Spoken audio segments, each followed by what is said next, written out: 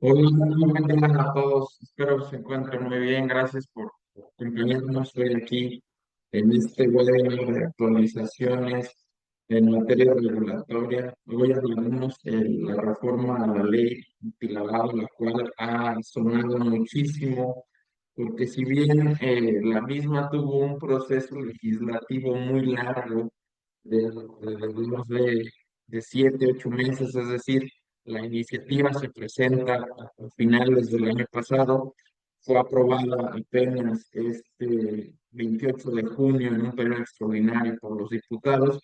Sin embargo, la misma concentró en un tema político y coyuntural en voz en el sentido de que derivada del Departamento de la Comunicación que hizo el Departamento de Tesoro de Estados Unidos, mediante el cual identificó tres posibles instituciones mexicanas que están teniendo operaciones presuntamente ilícitas, recepción de recursos ilícitos, pues generó mucho ruido o generó mayor énfasis o atención en esto. Sin embargo, la propia reforma o la pura reforma uno que no se hubiera dado en este aspecto con el ruido que hizo por parte de la autoridad americana, la verdad es que es una reforma fuerte, para mí es de las reformas más importantes. Esta ley entró en vigor, la ley FROP entró en vigor en el 2013, hace prácticamente 12 años, más bien inició en 14. Sin embargo, ha tenido tres reformas, pero esta es la de mayor calada, por así decirlo. Uno de los puntos también a considerar es que la reforma también viene porque el próximo año la GAFI hace una revisión a México y las obligaciones que tienen con él. Por eso la reforma se presentó con tiempo. Eh, Fue casuística, dada la coyuntura que hubo, que se tomó prácticamente con la controversia con las autoridades americanas, que sacaron el comunicado el 24 de junio, y ya están por discutirse en el primero extraordinario de sesiones allá en la Cámara de Diputados, y fue aprobado unos días después. Sin embargo, pues ya se venía. eh, eh, Les vamos a platicar un poco sobre los nuevos umbrales, las nuevas definiciones, qué es lo que se modificó, cuáles son las nuevas obligaciones, para darles un poco o generarles mayor contexto de este tema, pues, que cada vez genera más actividades administrativas, más cargas hacia las empresas, más obligaciones del tipo de sujetos, la identificación de los mismos, los medios de comunicación. Cada vez la autoridad fiscal, que no hay que recordar que aquí el que hace las auditorías en materia de PLD, pues es también el sistema de administración tributaria, el SAT, auditoría, es quien ejerce estas facultades, y pues cada vez hemos visto multas más cuantiosas, visitas cada vez más comunes, cada vez más regulares, y para empezar a platicarles ya un poco más de la carnita de este proyecto, de este webinar, le paso el uso de la voz a mi colega Pablo Elbay para que nos platique de las actualizaciones. Hola, muy buenos días a todos. Muchas gracias, Luis Fernando.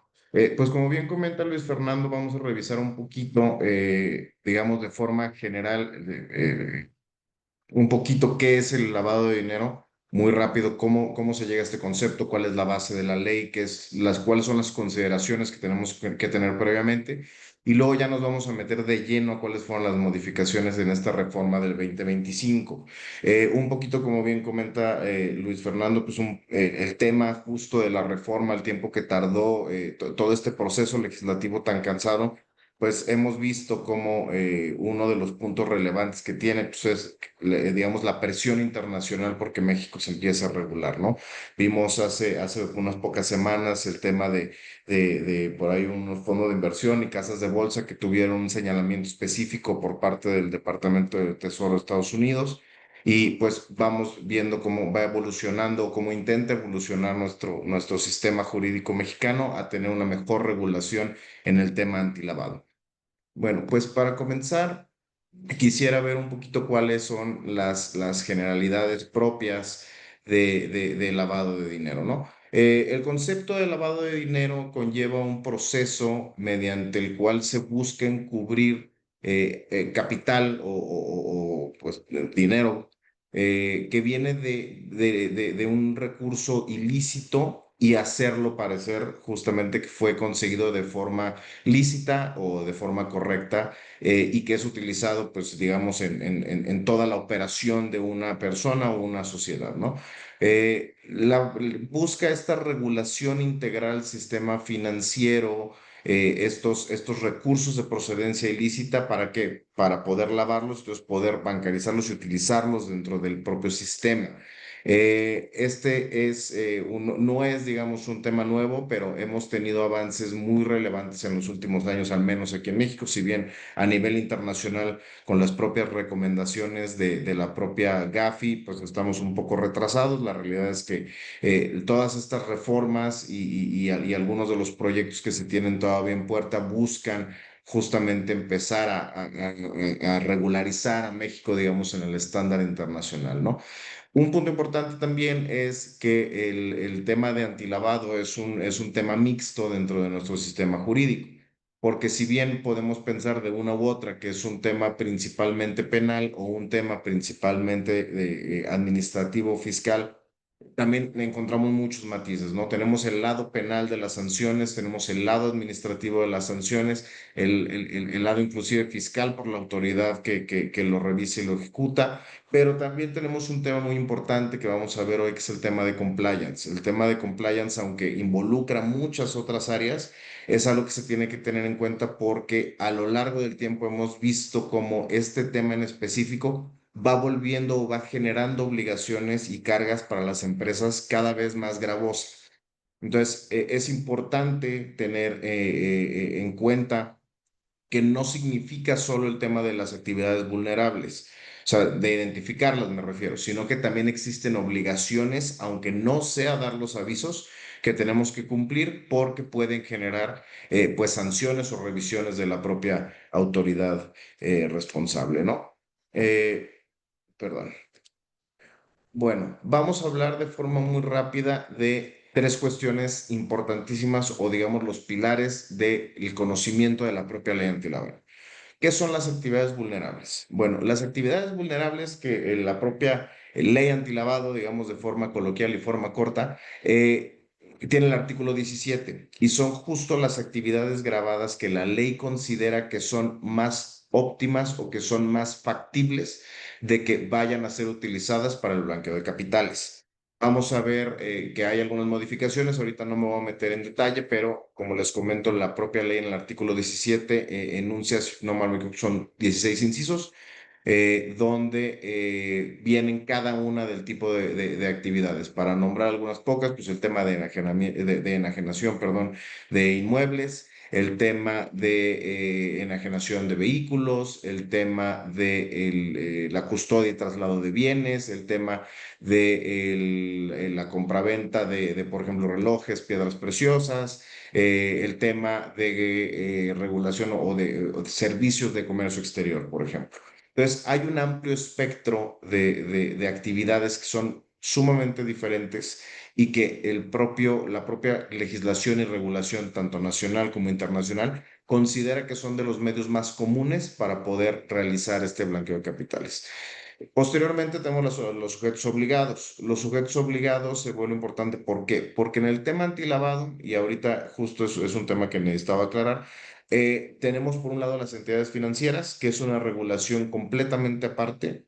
Si bien sí va relacionada, tiene situaciones y supuestos específicos que las propias leyes financieras especifican para cada uno de ellos. Y justamente los sujetos no financieros, que es en lo que nos vamos a centrar el día de hoy. Vienen siendo personas físicas, vienen siendo personas morales. Conocemos también que el tema antilavado es un tema recurrente, el tema de notarios públicos y corredores públicos. Ahora se adiciona una nueva figura que por ahí vamos a platicar un poquito, pero en general, digamos, el sujeto obligado termina siendo quien participa o ejecuta en estas actividades vulnerables. Eh, por último, tenemos el tipo de obligaciones. Si bien no es, digamos, obligaciones en específico, más bien son los grupos de obligaciones que podemos identificar. ¿Por qué? Porque la ley establece ciertos umbrales mínimos para ciertas obligaciones. Por ejemplo, puede haber una persona que se dedique al tema de compraventa de inmuebles, pero que si no supera un umbral, entonces no tiene una obligación per se. para realizar. Sin embargo, si se dedica a la venta de inmuebles y supera el umbral, entonces tendrá cierto tipo de obligaciones. Podemos, digamos, dar dos grupos en general de obligaciones. Son las obligaciones que establece el artículo 18 de la ley, que establece el tema de recaudación, identificación y conservación de datos de las personas con las que se genera o se realizan a cabo estas actividades vulnerables, y posteriormente la obligación de los avisos ante la autoridad responsable por medio del sistema propio de la ley antilavado. Entonces, un poquito ese es el esquema que vamos a estar realizando. Puede ser que exista para un sujeto una obligación simplemente de la conservación e identificación de información. Puede existir también el tema de la obligación de dar un aviso ante la autoridad. Y por último, también una obligación aparte, que es el tema de beneficiario controlador. Y ahorita lo vamos a platicar también un poquito. Bueno, para adentrarnos un poquito más en la reforma, quisiera platicar cuáles fueron los ejes centrales. Primeramente, podemos de la mera lectura y digamos, el entendimiento de cuál es la situación actual dentro de nuestro país en materia de lavado de dinero, se establecieron nuevos mecanismos para que la propia Secretaría de Hacienda, la Fiscalía General de la República y otras autoridades que justamente velan por erradicar la práctica, tengan una nueva, digamos, sinergia entre ellos y puedan apoyarse en el tema de prevención y combate al lavado de dinero. En una segunda etapa se endurecieron las sanciones, tanto en materia administrativa como en materia penal, para los sujetos obligados. Al final de la presentación, bueno, ya para el final de la presentación traemos un poquito el desglose de cómo quedaron justamente los umbrales de las multas y cuáles son los supuestos para que lo tengamos más en mente. Se añaden algunas nuevas figuras a la ley. Vamos a ver que ahorita ya se consolidó por fin el tema de beneficiario controlador y no como antes que traía una figura distinta, entonces generaba un poquito de incertidumbre, y algunas otras definiciones que más adelante vamos a ver. La UIF o la Unidad de Inteligencia Financiera puede participar directamente ahora en las investigaciones. Entonces también es una cuestión que tenemos que tener en cuenta. El siguiente se introducen algunas nuevas definiciones para brindar homogeneidad entre la ley antilado de las legislaciones relacionadas, como comentaba ahorita, por ejemplo, el tema de beneficiario controlador. Y un tema importante es que se amplió el catálogo de actividades vulnerables y la modificación general de los umbrales para el aviso o para las obligaciones derivadas del propio artículo 17. Entonces, vamos a revisar algunas de las definiciones. Como comentaba, la primera es el tema de beneficiario controlador. En este sentido, se establece que el beneficiario controlador es equivalente al beneficiario final que veníamos viendo en la ley previa a la reforma, y ahora las empresas van a tener que obtener y conservar documentos que acrediten su identidad. Si bien esta era un supuesto dentro de leyes, digamos, relacionadas o leyes accesorias, que había que buscar o encontrar el beneficiario controlador de la empresa, pues ahora se vuelve ya de forma concreta, lo regulan, digamos, de forma explícita dentro de la propia ley. Con esta nueva incorporación del beneficiario controlador, existen ciertas nuevas disposiciones para las sociedades que buscan tener la identificación de quién es ese beneficiario controlador, ese beneficiario final, justamente de las operaciones que tiene una empresa o una compañía. En ese sentido, las sociedades van a tener que identificar y registrar las personas que realmente tienen el control de la empresa de forma directa o indirecta, que como hemos visto en otras ocasiones y que derivado del propio análisis que hemos venido teniendo a lo largo de los años del beneficiario controlador, puede ser más de una persona, ¿no? Tener el tema del control efectivo, tener el tema de cuánto es el porcentaje de acciones dentro de una empresa. Existen varios supuestos donde podría haber varias personas que cayeran dentro de este supuesto, por lo que dependiendo de la propia operación y de la propia estructura de la empresa, pues habría que tomarlo en cuenta para no caer en un incumplimiento, ¿no?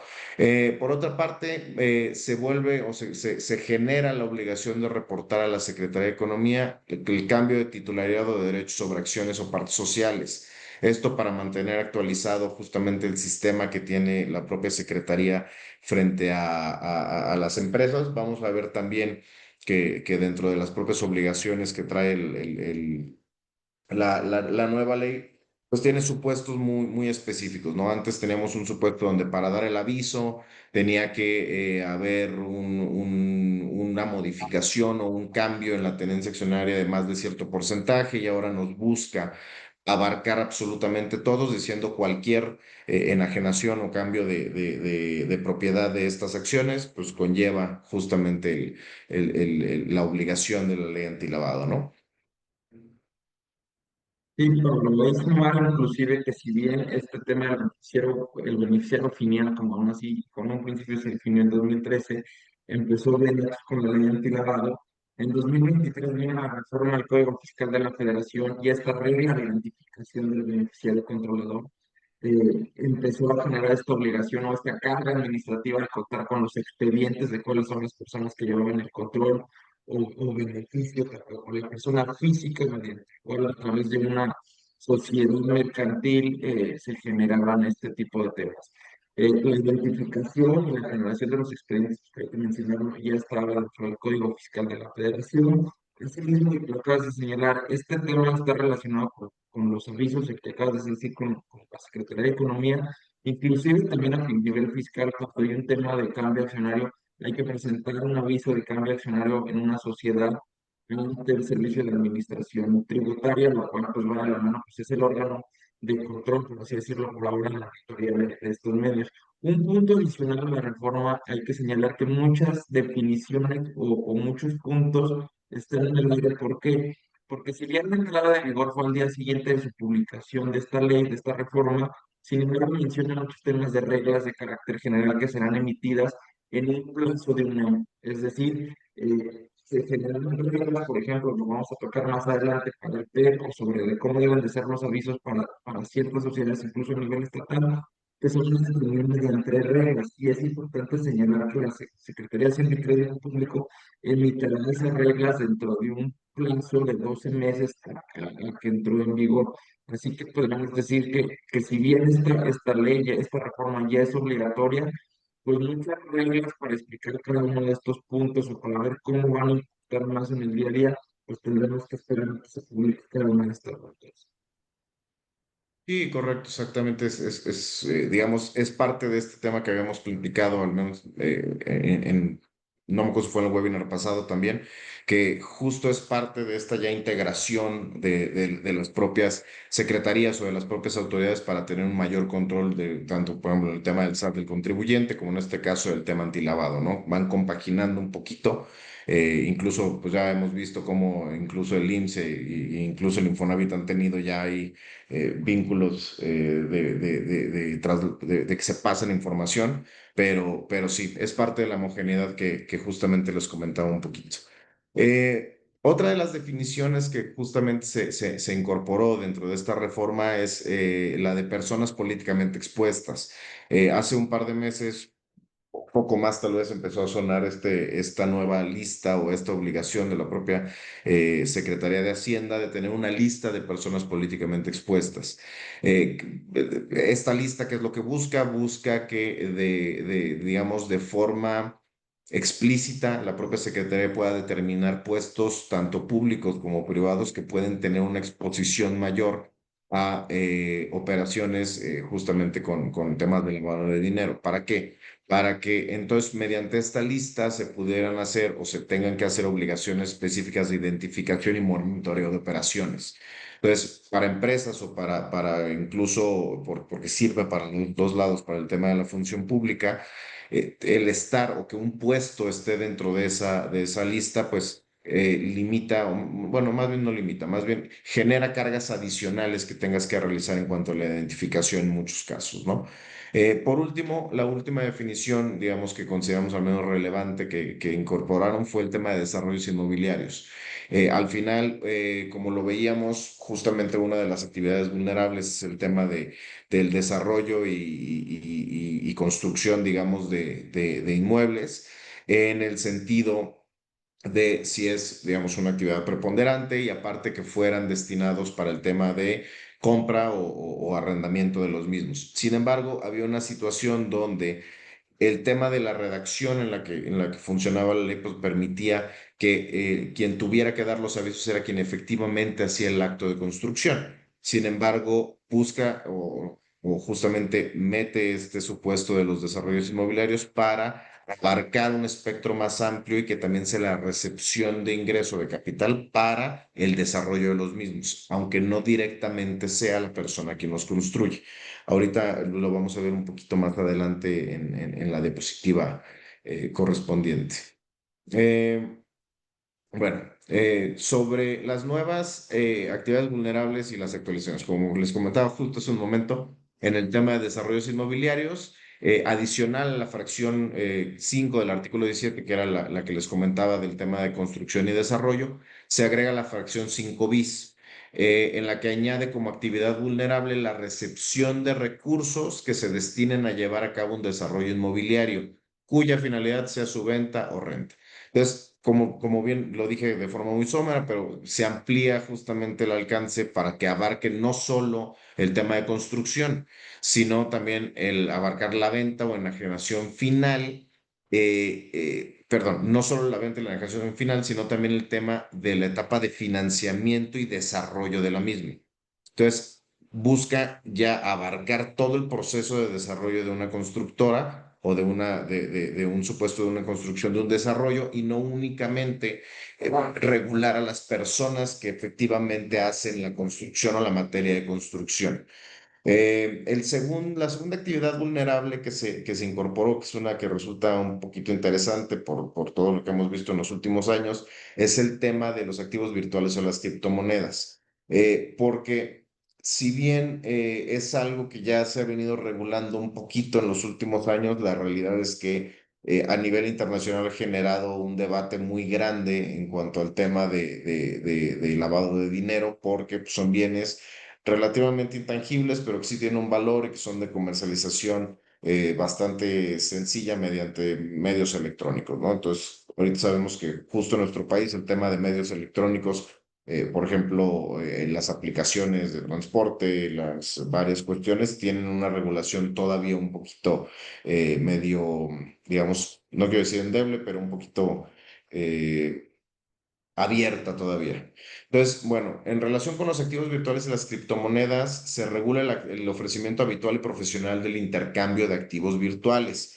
Esto por parte de sujetos que no sean entidades financieras, porque eso se regula de una forma completamente diferente, y que sea con personas mexicanas que se encuentran en otra jurisdicción. Este intercambio forzosamente tiene que suceder a través de plataformas electrónicas. Entonces, existe la manera de hacer un intercambio mediante un medio físico y no está regulado al menos todavía dentro de este supuesto.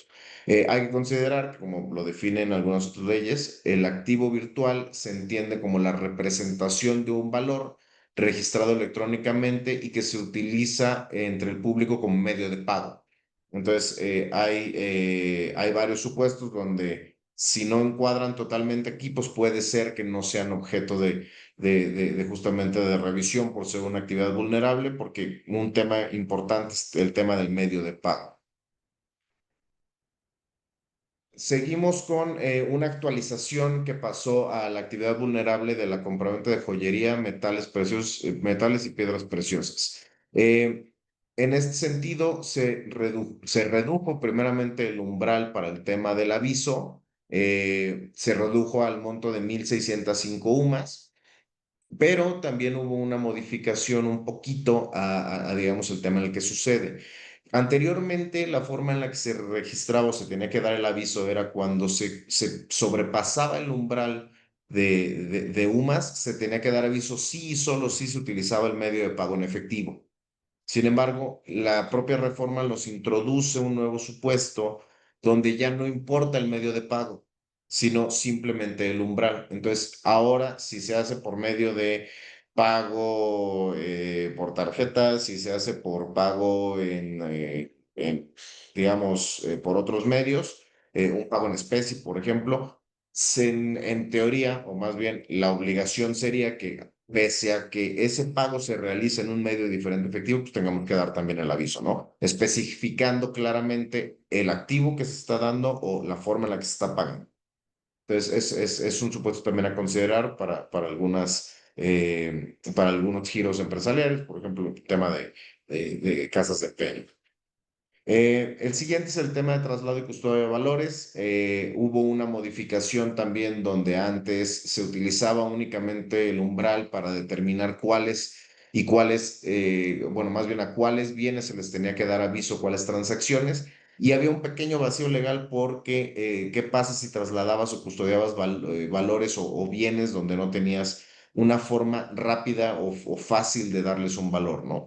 Entonces, lo que termina haciendo la ley es reformarse y busca o obliga ahora a todas las personas que presten este tipo de servicios a que en el momento en el que tengan que trasladar o custodiar un bien del que no puedan tener o determinar un valor de forma fácil, se tiene que dar aviso de forma independiente a cualquier situación. Ahí también creo, o al menos nosotros consideramos que existe una amplitud legal. Por el tema de pues cómo determinas un valor correcto, ¿no? No se señaló en un principio, pues si es por medio de avalúos, si es un valor de mercado, entonces existe por ahí algunas situaciones que todavía no nos quedan 100% claras, en el sentido de que no sabemos si mediante las normas que vayan a salir lo vayan a regular de forma más concreta. Pasamos al tema interesante de los notarios, del tema de servicios de fe pública. Se redujo el umbral del aviso para los actos de transmisión o de constitución de derechos reales sobre inmuebles. Antes teníamos un espectro, un umbral mayor de 16.000 UMAS. Ahora nos quedamos con un umbral de 8.000 UMAS, que no tengo el monto exacto, pero sino que son como 905.000 pesos. Entonces ya es una situación a considerar. Sabemos que al menos desde hace varios años los notarios vienen manejando estas cargas y obligaciones, entonces hay que tomarlo en cuenta que pues ya el umbral es menos, entonces digamos los inmuebles que se van a poder comprar en efectivo pues van a ser todavía más reducidos, ¿no? También aquí en el tema de la fe pública se elimina el umbral para el aviso de constitución de personas morales. Esto es un poco lo que platicábamos anteriormente con el tema del beneficio de controlador. ¿Por qué? Porque antes dependiendo del monto de la constitución de las personas morales, de los aumentos o disminuciones de capital, de fusiones, fusiones y compraventas, justamente se daba bueno, no es una ambigüedad legal, pero era este momento donde el notario sí nos pedía los documentos justamente para acreditar beneficiario controlador, ¿no? Ahora el tema es que en absolutamente todas, sin importar el umbral, si sobrepasa o no sobrepasa el umbral, nos van a solicitar dar este tema del aviso, o bueno, al notario le van a solicitar dar el tema del aviso. Y entonces se vuelve supuesto, entonces todas las actividades o todas las constituciones, todos los aumentos o disminuciones, todas las fusiones, ediciones, vamos a tener que dar esa información del beneficiario controlador para que el fedatario público pueda comprobarlo a la hora de rendir su aviso. Eh, Ahora también se redujo también el umbral para la constitución o modificación de fideicomisos. Tenía un umbral más bajo que, por ejemplo, el tema de las constituciones de las sociedades, era de 8.025 UMAS, baja a 4.000 UMAS, y se amplía el espectro para dar el aviso de los fideicomisos. Anteriormente solo se consideraba que la obligación de dar el aviso como actividad vulnerable los fideicomisos cuando tuvieran como objeto el traslado de dominio o una garantía de un inmueble.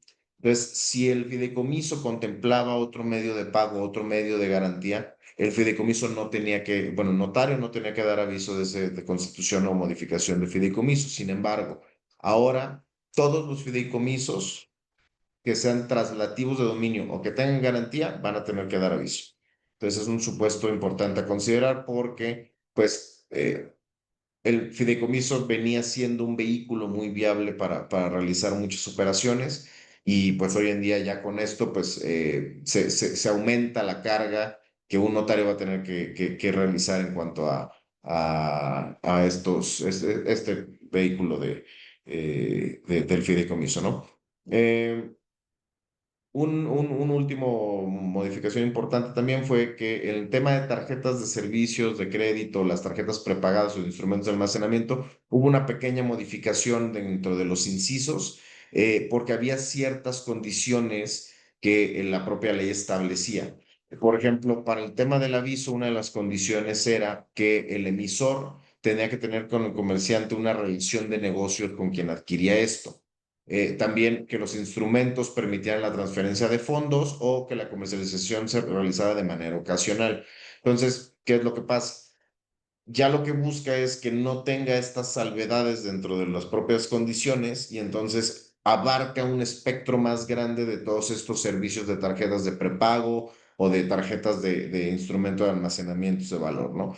Entonces, digamos, algo que en general es una operación muy específica, muy de nicho, pero pues vamos a ver que para estas empresas la carga administrativa que tenían pues, se va a volver un poco más grande porque ahora clientes que consuman un solo servicio, por ejemplo, pues también va a tener que ver el aviso, en caso de que superen el umbral, por supuesto, pero es una cuestión a considerar en caso de realizar este tipo de servicios.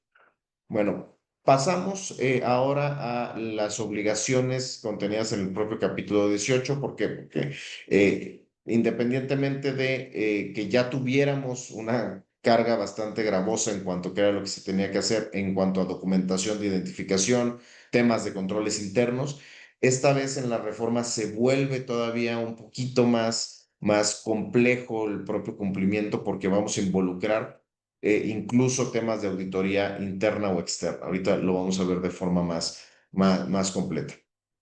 Se hace una modificación a la obligación general de identificación y de conocimiento de clientes. Sabemos tema de compliance, know your client, pero en su momento, o al menos la regulación propia de antilavado buscaba que se tuvieran documentos de identificación para poder determinar la persona que está intentando o con la que se está realizando la actividad vulnerable, así como los medios de identificación. Pero ahora la ley hace un movimiento y lo que nos dice es que la tarea de identificación documental, o sea, adicional al tema de la tarea de identificación documental, el propio sujeto debe de conocer de manera directa a la persona con la que está realizando la actividad vulnerable sin más. Entonces, debe de conocerlos de manera directa, entendemos es sin medio o sin la necesidad o sin que haya un intermediario en medio, es decir, que sea un representante legal directamente, que sea un apoderado legal directamente, que sea alguien que podamos constatar de forma correcta y de forma real que justamente es directamente de esta persona y en el caso de persona física, pues que sí sea mediante él, eliminando claramente el supuesto del tema de los prestanombres, ¿no? En segunda instancia tenemos el resguardo de la información y de los registros. Antes teníamos una obligación de conservación de un plazo de 5 años, ahora nos señala que los sujetos obligados deben de conservar la documentación que soporte las actividades vulnerables durante 10 años.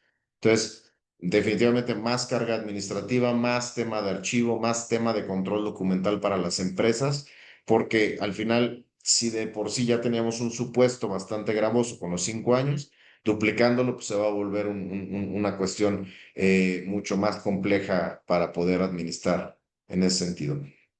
El siguiente es una nueva obligación, que es el tema de la selección de personal y programas de capacitación.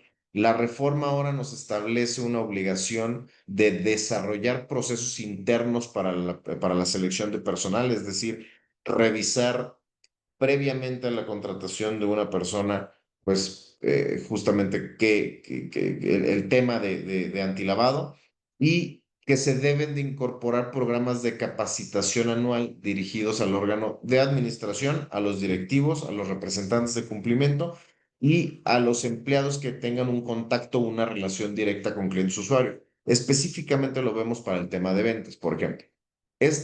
Ahorita estos son algunos de los supuestos que, como bien mencionaba Luis Fernando, todavía tenemos un poquito en el aire, porque las reglas de operación, o al menos en la teoría las reglas de operación, deberían dar mucha más luz en cuanto a cómo vamos a establecer este supuesto de selección de personal, así como cuáles van a ser los supuestos mínimos de los programas de capacitación.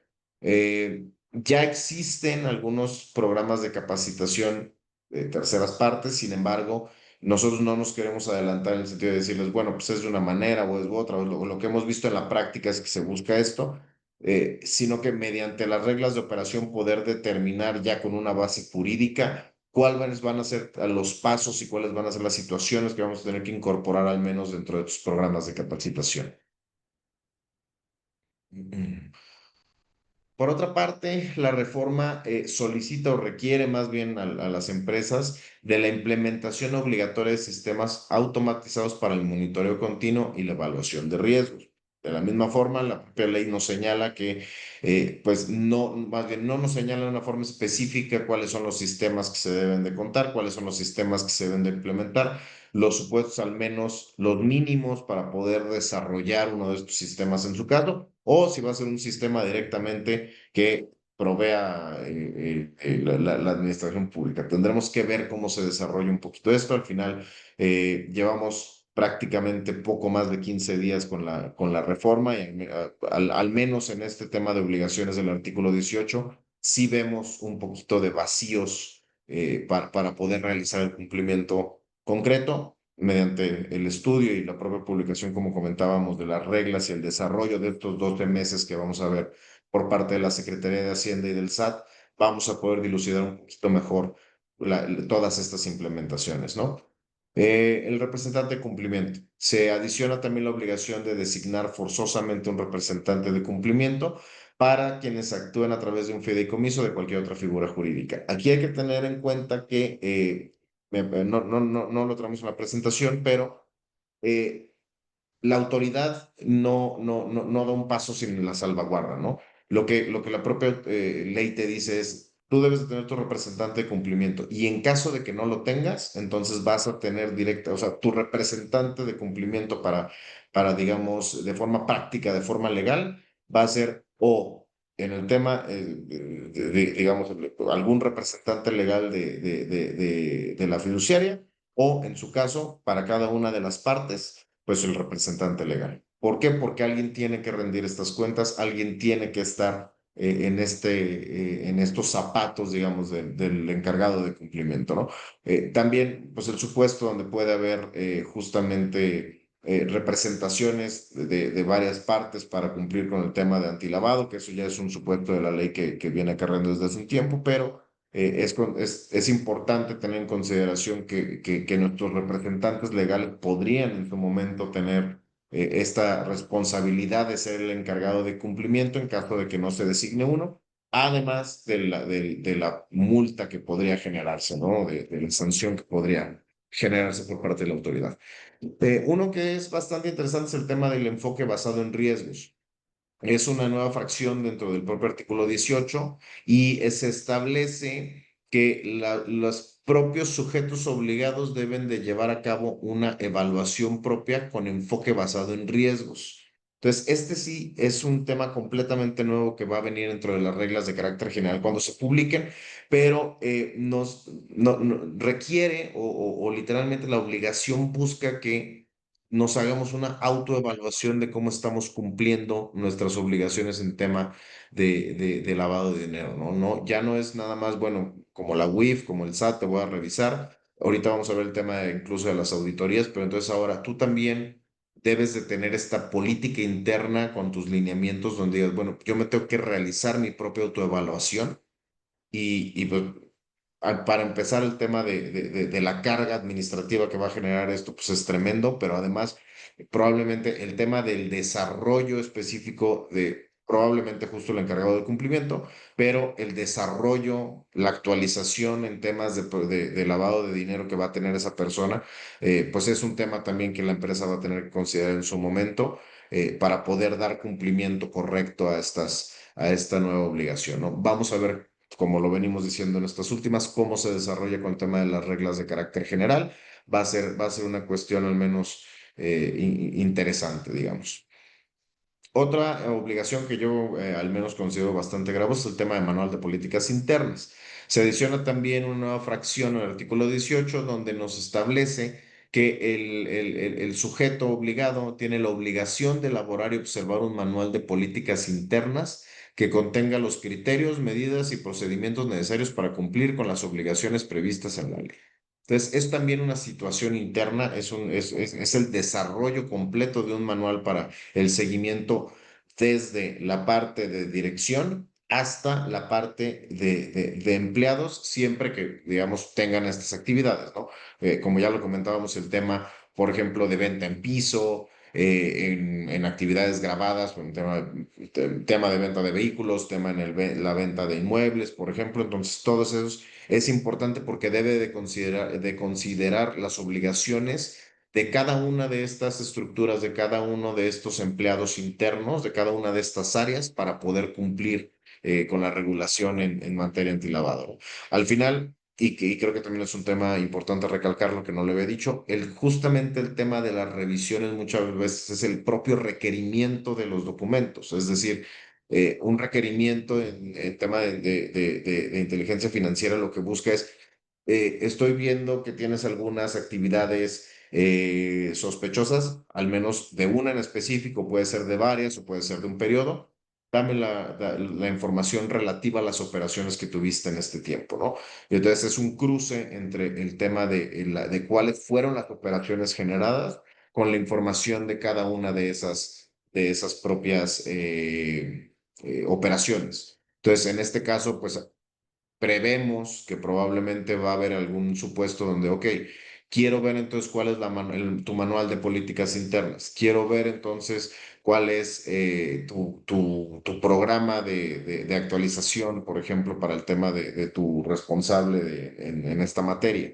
Entonces, como veníamos diciendo, esta reforma vemos que se amplía de forma importante también la carga administrativa y la carga de trabajo propia para las áreas, digamos, de compliance dentro de las empresas. Por último, tenemos el tema de auditorías internas y externas.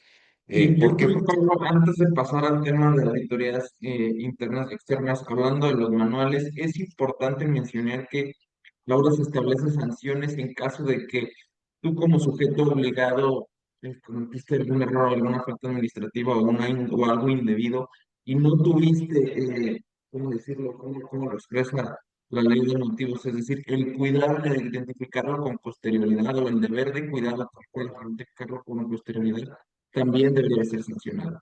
Es decir, ahora las áreas encargadas de este tipo de temas regulatorios en temas de PLD tienen una mayor carga administrativa, porque no solo administrativa, sino inclusive personal, hacia la persona o la falta del debido cuidado en la realización de estos procesos. Sí, correcto. Bueno, pasando al tema creo que me le moví sin querer. Del tema de auditorías internas y externas, también la reforma nos introduce una nueva obligación de realizar auditorías internas o externas. ¿Cuándo vamos a hacer cada una? Eh, Cuando quien realiza la actividad vulnerable sea considerada de bajo o medio peligro, entonces va a ser interna. Entonces, puedes tener un oficial de cumplimiento, puedes tener una persona, un auditor externo. Pero en caso de que la auditoría corresponda a una actividad vulnerable que la actividad vulnerable sea considerada como de riesgo alto, entonces la auditoría tendrá que ser específicamente hecha por una persona externa independiente. Entonces hay que tener también aquí en cuenta esto. ¿Por qué? Porque eh, dependiendo de la operación que pueda llevar una empresa, puede ser que tenga actividades vulnerables tanto en materia alta como en materia baja. Me refiero a, eh, hay varios supuestos donde se puede modificar. Eso se tiene que realizar directamente viendo la operación de cada compañía, pero necesitamos saber esto. ¿Por qué? Porque si tenemos un oficial de cumplimiento que tiene las credenciales y el conocimiento para hacer la auditoría interna, podría resultar suficiente. Sin embargo, si dentro de un cambio de operación o dentro de la operación se debe de considerar por alguna de sus características que es de alto riesgo, entonces ahí ya cambia totalmente y entonces tiene que ser forzosamente una auditoría externa, por lo que se estaría incumpliendo con uno de estos supuestos y por lo tanto podría acarrear una sanción, como vamos a ver más adelante. Bueno, un poquito antes de pasar al tema de las multas, quiero platicar esto porque es un supuesto importante que ya la ley ya lo traía. Por ahí incluso lo venimos platicando Luis Fernando y yo el día de ayer, mientras estábamos dándole los últimos toques a esta presentación. Ya lo traía, ya lo contemplaba la propia ley, pero lo modificaron un poquito. Mediante la reforma, el artículo 55 señala que la Secretaría de Hacienda se va a abstener de sancionar a un sujeto infractor por única ocasión el total de las infracciones en que incurra, siempre y cuando cumpla de manera espontánea y previa al inicio de las facultades de verificación de la Secretaría. Anteriormente, eh, tenía un artículo muy similar donde se señalaba como si fuera la primera vez o si fuera la primera. Entonces, había un debate sobre si esta primera vez o esta primera ocasión significaba solo la primera multa o en caso de que se pusieran varias multas, pues que se pudiera o que se abstuviera de sancionar en todas. Entonces, incluso pues, varios criterios determinaron que la forma correcta de resolverlo era que eran todas las que se hubieran sancionado en un momento específico, ¿no? Aquí lo aclara un poquito y te dice, por única ocasión, el total de las infracciones en que incurra. Entonces, lo deja mucho más claro y aparte nos permite o brinda un nuevo supuesto donde se establece que si el obligado, el sujeto obligado ya ejerció el beneficio, es decir, este beneficio donde la Secretaría de Hacienda se abstuvo de sancionar por primera vez, la Secretaría podrá reducir hasta el 50% el monto de las multas correspondientes, siempre que el obligado se regularice con las obligaciones respectivas y reconozca expresamente la falta en que incurrió dentro del plazo inicial del procedimiento de verificación. Entonces, esto es un supuesto importante. ¿Por qué? Porque nos permite que en una fase posterior, en caso de ya haberlo utilizado, pues nos da este beneficio del 50%. Claro, no nos regala la autoridad así nada más, nos dice que por uno se tiene que regularizar en forma de cumplimiento espontáneo las obligaciones respectivas y además tienes que reconocer explícitamente, expresamente la falta, pues para evitar ahí el tema de litigio, ¿no? Eh, entonces, es un supuesto a considerar en caso de que alguna sociedad, ahorita con la implementación de la reforma o de forma previa, traiga por ahí alguna situación de una sanción. Es un mecanismo muy interesante que se puede utilizar para regularizar la situación de la compañía en esta materia y pues ahora, bueno, pues bienvenido a la reducción de hasta 50%, ¿no? Siempre es algo bueno tener una de estas posibilidades. Pasando al tema del artículo 32, una de las cuestiones digamos, más en boga del tema de la ley antilavado es el tema del uso de efectivo. Eh, Mediante la reforma se busca dar mayor precisión y detalla cuál es la prohibición del uso de efectivo. ¿Por qué? Porque se aclara explícitamente que la prohibición de dar cumplimiento a las obligaciones mediante el uso de monedas y billetes. Antes era un poco más ambiguo. Y ahora sí nos dice que es el tema de dar el cumplimiento o liquidar una obligación jurídica justamente mediante el uso de papel moneda o digamos de bien fungible. En moneda nacional o en divisas, que también es un tema importante, tanto en pesos mexicanos como en algunos de los otros divisas más utilizadas en México y que era un tema que la ley anterior dejaba un poquito de lado, ¿no? Bueno, ¿cuáles son los más importantes? El primero, y que como ya lo habíamos señalado un poquito, es el tema de la modificación de umbral en la Constitución de Transmisión de Derechos sobre Bienes Inmuebles. Lo teníamos en 16,000, bajo 8,025 UMAS. El segundo es la transmisión o propiedad en temas de vehículos, reales sobre vehículos, entiéndase vehículos, temas automotores, temas de barcos, temas incluso de aeronaves por un valor igual superior a 3,210 sumas, ¿no? Entonces también hay una reducción sustancial en este. Vamos a ver que este es el nuevo umbral preferido de esta nueva reforma. También la transmisión de propiedad de relojes, joyería, metales preciosos y piedras preciosas se sitúa en el mismo umbral de 3,210 sumas. sobre la adquisición de boletos que permite participar en juegos con apuestas. Se reduce también el umbral a 3.210 sumas. La prestación de servicios de blindaje en vehículo también se reduce al mismo monto, 3.210. El tema de la transmisión de propiedad de títulos representativos de partes sociales o acciones también se reduce al de 3.210, teniendo el tema justamente de lo que habíamos platicado de la obligación notarial. El notario lo tiene que dar. Aquí es una situación de un sujeto obligado diferente. En la constitución de derechos personales de uso y goce sobre bienes a los que se refieren las fracciones uno, que son inmuebles; dos, que son vehículos, aeronaves y barcos; y cinco, que es el tema de los servicios de blindaje, por un valor igual o superior a 3.210. El tema de consignación de pago relacionada con algún acto o operación al que se refiere a las fracciones uno a 7 de este artículo, conforme a los umbrales dispuestos en cada fracción al día en que se realice la consignación. Entonces, aquí el tema es justamente este tema de consignación de pago. Ya lo habíamos visto, la propia ley ya lo tenía considerado. Es que no lo vayas a hacer en mi nombre, ¿no? Entonces, pues es una situación también importante a considerar. Bueno, uno de los temas primordiales de la reforma, pues es el tema de las sanciones. Las sanciones dentro de la propia ley establece tres umbrales o tres sanciones o tipos de sanciones diferentes. La primera es una multa equivalente a 200 hasta 2.000 UMAS, es decir, de 22.600 a aproximadamente 226.000 pesos por las infracciones contenidas en las fracciones 1, 2, 3 y 4 del artículo 53, que son que se abstengan de cumplir con los requerimientos que le formule la Secretaría en términos de ley, es decir, en caso de que haya una revisión o una verificación, justamente que no se cumpla o no se rinda la información completa que se está solicitando por parte de la autoridad requiriente. La segunda es que incumplan con cualquiera de las obligaciones establecidas en el artículo 18, es decir, la de conservación documental, las de ahorita que vimos el tema posterior que vamos a tener del manual, del oficial de cumplimiento.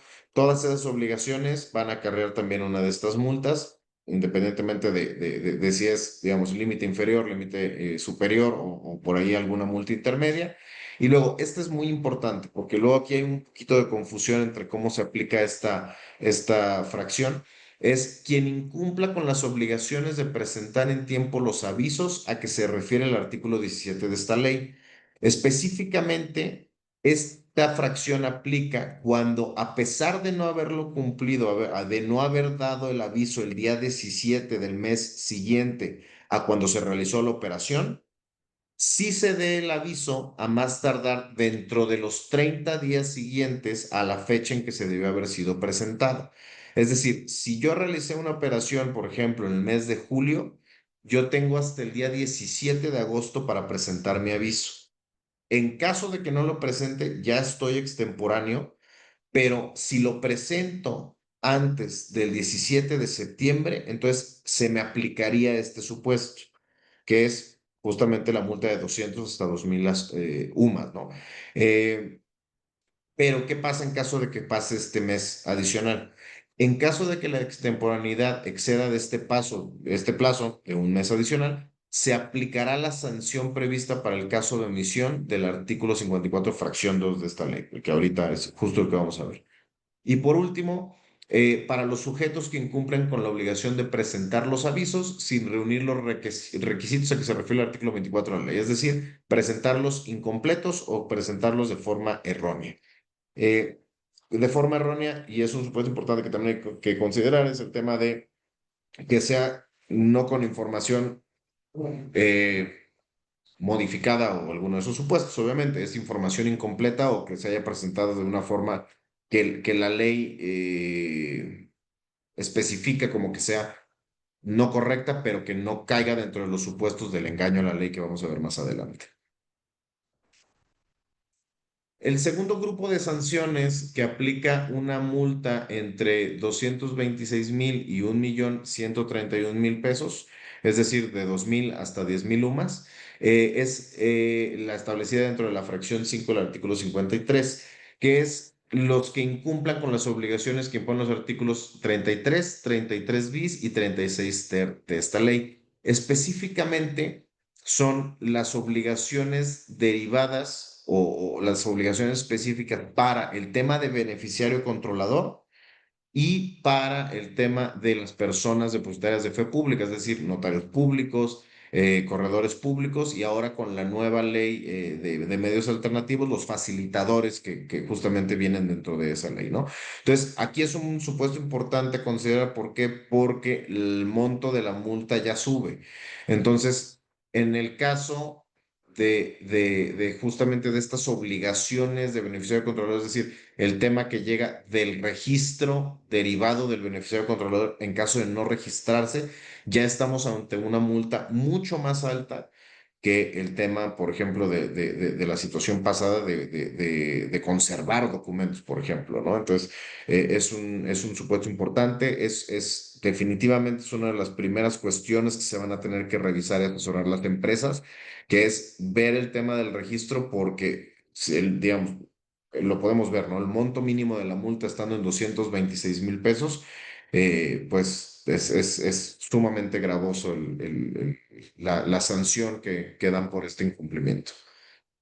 Y por último, tenemos definitivamente la multa más fuerte, obviamente, que es el equivalente a 10,000 hasta 65,000 UMAS, es decir, una multa de entre 1,131,000 pesos y 7,354,000. Sin embargo, aquí se establece un segundo supuesto donde también puede cobrarse como sanción el del 10 al 100% del valor de un acto u operación. Aquí es un supuesto muy específico. ¿Por qué? Porque, bueno, cuando esto sea cuantificable es en dinero, obviamente es importante remarcar eso. ¿Por qué? Porque las obligaciones que sanciona este tipo de multas es específicamente la omisión de presentar los avisos a que se refiere el artículo 17, es decir, este es el supuesto donde no dimos el aviso y aparte se nos pasa el mes extra para entrar dentro de la primera sanción, ¿no? Entonces, de pasar de una multa de 22,600 pesos a pasar una multa de 1,131,000, es un supuesto donde un mes hace la diferencia. Entonces, o nuestra recomendación claramente es, en caso de que se hagan actividades vulnerables, hay que tener muy claro las fechas de los avisos, quién es la persona que presenta los avisos, revisar de forma correcta los avisos, porque eh, el hecho de que se nos pase un aviso pues, genera una carga administrativa, bueno, para empezar la administrativa, pero también una carga financiera bastante grande a la empresa, ¿no? Y el segundo supuesto es justamente la participación en cualquier acto u operación prohibidos por el artículo 32, es decir, los que superen el umbral de monto en efectivo.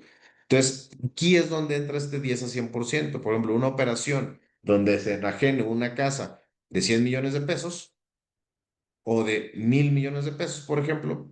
Por eso se hace este segundo supuesto, porque la realidad es que pues una multa entonces, aunque te impusieran la máxima de 7 millones, pues estás hablando del 7% de la operación. Y entonces aquí ya con esto entras directamente a este nuevo escalafón donde te pueden cobrar entre el 10 y el 100% del valor de operación, ¿no? Como platicábamos un poquito antes, el calendario de implementación o, digamos la forma en que va entrando en vigor la ley va a ser un poquito eh, ambigua porque tienen hasta 12 meses para publicar la ley, siendo que hay varias cuestiones donde pues ya iniciaron, ¿no? Con la publicación del decreto justamente el 16 de julio de este año y como este estableció una entrada en vigor a partir de la fecha de publicación, hay algunos elementos que sí tenemos que considerar como de aplicación inmediata. O sea, por ejemplo, ¿deberíamos o no aplicar los umbrales? Pues sí, la realidad es que con la propia reforma los umbrales se vuelven específicos. Con el tema de las obligaciones, va a haber algunas obligaciones que podríamos empezar a realizar, pero hay algunas obligaciones que como específicamente se tienen que regular por medio de las leyes especiales, entonces hay algunas que no y hay algunas que sí. Digamos, la respuesta conservadora es, derivado de la reforma de ley, cuáles podemos implementar de forma cómoda, lo podemos realizar. Y las que no, pues entonces hay que esperar a que sea la implementación. y ver en cuánto tiempo justamente se vuelven obligatorias las propias reglas o las formas de implementación de estas reglas que van a salir en un periodo de un año, ¿no? Eh, por otra parte, como mencionamos, los transitorios establecen que la Secretaría del SAT deben publicar las reglas de carácter general en un plazo no mayor a 12 meses. Entonces, implica que hay algunas obligaciones que son técnicamente ya vigentes y hay algunas que deberemos esperar para ver, uno, cómo se reglamentan y dos, si existen estándares mínimos para poder nosotros implementarlas dentro de nuestras empresas. Entonces, vemos nosotros que a pesar de que todavía, como les comentaba, llevamos poco más de 15 días de la publicación de la reforma, prevemos que va a ser una evolución progresiva. Al final, creemos, o al menos vemos, que sí hay una presión grande para la implementación de estas nuevas reglas en la ley antilavado. ¿Por qué? Porque hay presión internacional por parte de otros países y de organizaciones internacionales. Entonces, vemos que está preparado el sistema jurídico y el propio sistema de antilavado de la WIF y del SAT para poder implementar todo de golpe. La realidad es que no.